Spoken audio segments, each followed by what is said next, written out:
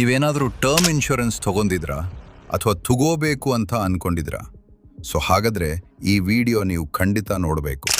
Point number 1, term insurance policy ತಗೊಂಡು ನೀವು alcohol ತೆಗೆದುಕೊಂಡು ಡ್ರೈವ್ನಲ್ಲಿ ನೀವು ಡೆತ್ ಆದರೆ ನೋಮಿನಿಗೆ ಯಾವುದೇ ಥರದ ಡೆತ್ ಬೆನಿಫಿಟ್ಸ್ ದುಡ್ಡು ಸಿಗೋದಿಲ್ಲ. ಪಾಯಿಂಟ್ ನಂಬರ್ 2, ನೀವು ಟರ್ಮ್ ಇನ್ಶೂರೆನ್ಸ್ ಪಾಲಿಸಿ ತಗೊಂಡು 1 ವರ್ಷದ ಅವಧಿ ಒಳಗಡೆ ಪಾಲಿಸಿ ಹೋಲ್ಡರ್ ಸುಸೈಡ್ ಮಾಡ್ಕೊಂಡು ಸತ್ತರೆ ನೋಮಿನಿಗೆ ಯಾವುದೇ ಥರದ ಡೆತ್ ಬೆನಿಫಿಟ್ ಸಿಗೋದಿಲ್ಲ. ಇದನ್ನ ಮಾರಲ್ ಹ್ಯಾಸರ್ಡ್ ಅಂತ ಕರೀತಾರೆ.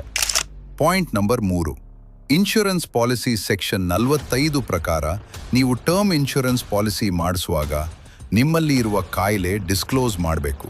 Like BP, sugar, asthma, thyroid, etcetera. ಒಂದು ವೇಳೆ ನೀವು ಡಿಸ್ಕ್ಲೋಸ್ ಮಾಡದಿದ್ರೆ ಕ್ಲೈಮ್ ಸಂದರ್ಭದಲ್ಲಿ ಡೆತ್ ಬೆನಿಫಿಟ್ಸ್ ಬರುವ ಚಾನ್ಸಸ್ ತುಂಬ ಕಡಿಮೆ ಇರುತ್ತೆ. ಯಾಕೆಂದ್ರೆ ಇನ್ಶೂರೆನ್ಸ್ ಪಾಲಿಸಿ ಕಂಪನಿ ಅದನ್ನ ಮೆಟೀರಿಯಲ್ ನಾನ್ ಡಿಸ್ಕ್ಲೋಸ್ಡ್ ಅಂತ ಹೇಳಿ ಪಾಲಿಸಿ ರಿಜೆಕ್ಟ್ ಮಾಡ್ತಾರೆ.